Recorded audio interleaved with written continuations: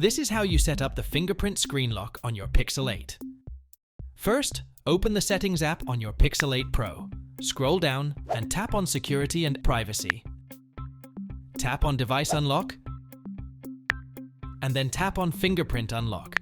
If you don't already have a screen lock, you'll be asked to add a backup PIN, pattern, or password. Choose your backup screen lock method and follow the on-screen instructions. Once you're done setting up the backup security lock, read the information about the fingerprint unlock and agree to the terms. Then, tap on Start.